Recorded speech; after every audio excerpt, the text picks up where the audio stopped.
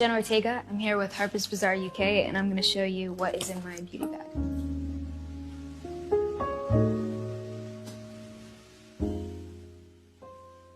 So my bag, I've only started using this one this year. It's just kind of been with me throughout all my travel period.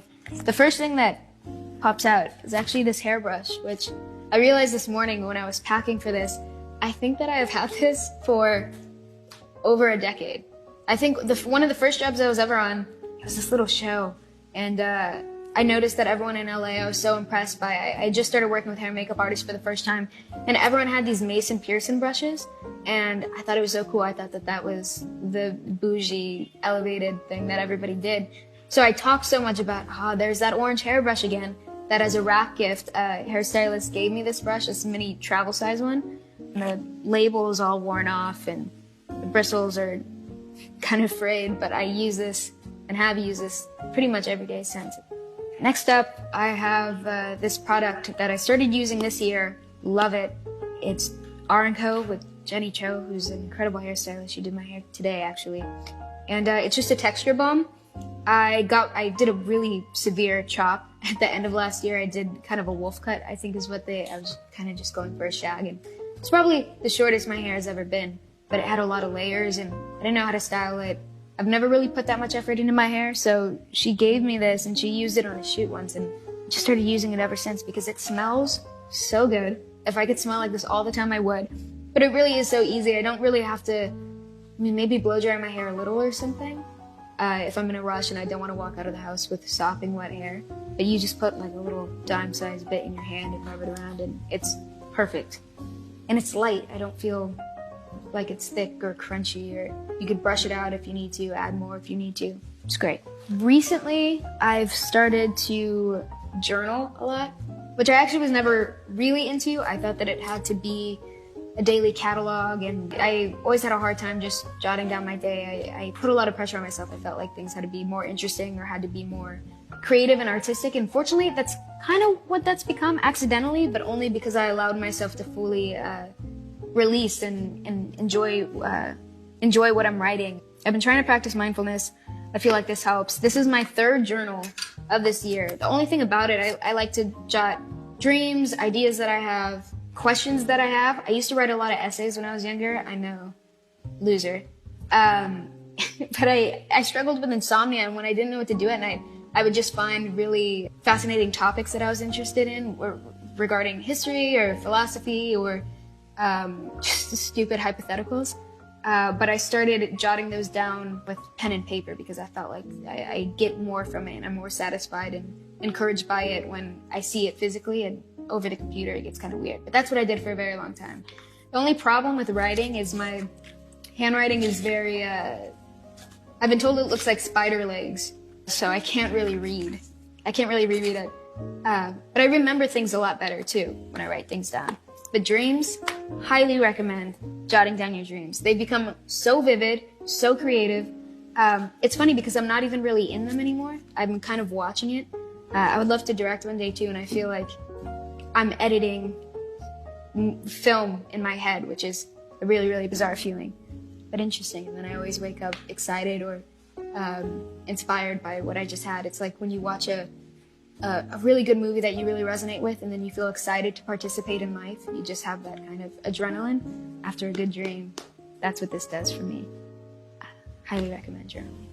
Next up, I actually have a gift from my mom, and I always do this with my caps, and it's probably the most frustrating thing ever. I don't know why I leave the plastic rim around it, but it's these saffron vitamins.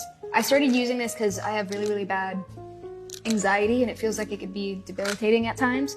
And I was working a lot, I was traveling a lot earlier this year, and I kept telling my mom, I don't know, it's hard, I find myself having a hard time relaxing or communicating or just even fulfilling work obligations because I was so in my head. But she got me these, and I feel like they help a lot. I feel like after a few months, I started to really feel them kick in, and they just kind of help me feel a little bit more mindful and relaxed.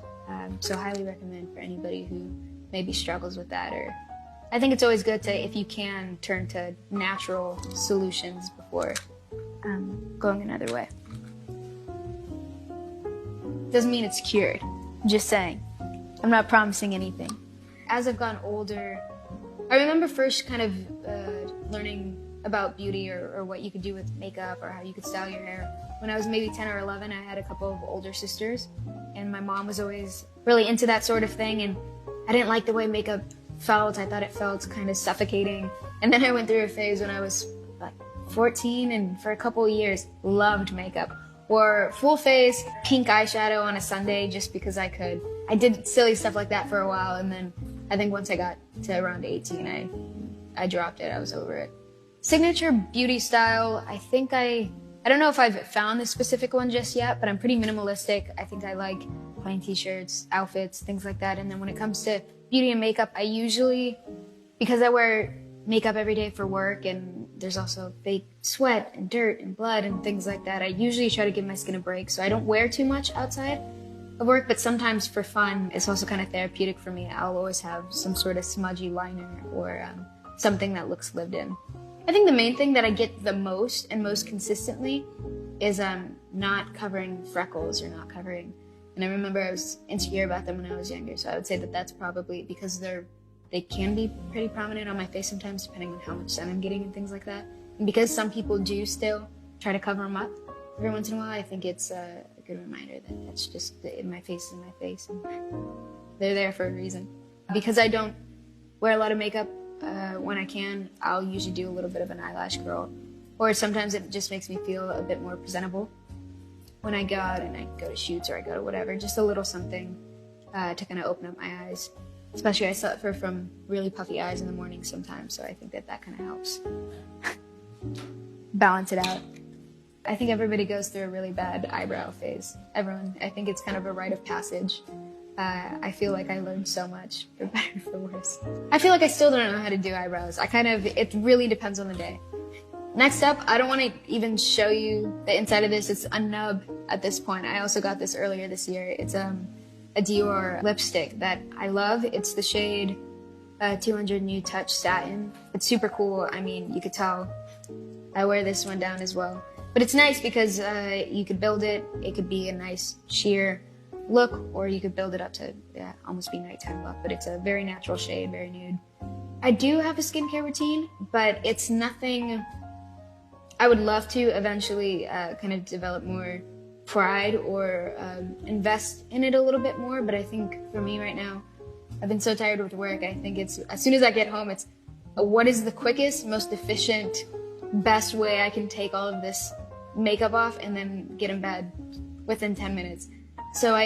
But my process, I wish that I had some sort of 12-step routine or anything like that, but I think I maybe use 4 products before bed, and that being it.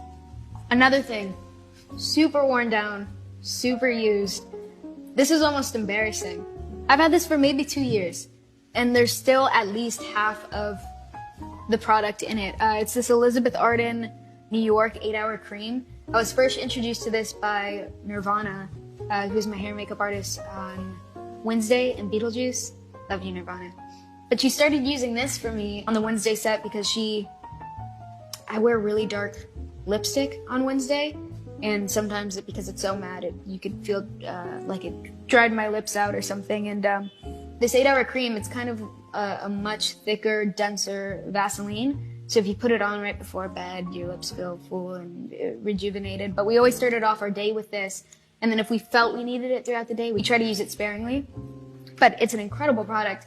I have it with me everywhere. Don't open it on planes. Learned that the hard way. But this is really, really great. And it's a skin protectant. So if you ever feel like you have too much on your lips or you have excess product, you could use it for your cuticles and things like that, which I used to have a bit of a picking problem. And I feel like this has actually helped. If you open it on a plane, it's just everywhere. And it's so thick, it just spills out everywhere. Or even just a slight twist, it oozes out the side. It's kind of gross and sticky. I got these as a gift to myself on Christmas of 2021. And the best purchase I've ever made, I think. I can't imagine traveling without noise-canceling headphones. I can't imagine doing anything. I'll do my dishes wearing these headphones. I go to set wearing these headphones. I really love music, and I feel like the sound quality on these ones specifically, I've tried a couple of headphone brands now. I've become kind of obsessed in recent years and have tried new products, but I keep coming back to these. Sony WH-1000 XM4s. It's a hefty name, but incredible headphones. I feel like music is probably, I don't know what I would do without music, and I don't think I would be able to function without it. I think I've said before, and I still remain true to this, I would love to be able to compose one day, or at least be able to make my own compositions and play a little bit, so I consistently have a soundtrack for almost every second of every day. I feel bad if my playlists aren't turning out the way that I want them to, or if I haven't made a playlist. It's my love language. I think I feel the most beautiful when I like my own laugh. I enjoy, I don't know. I don't know if that's specific enough or not, but when I was younger,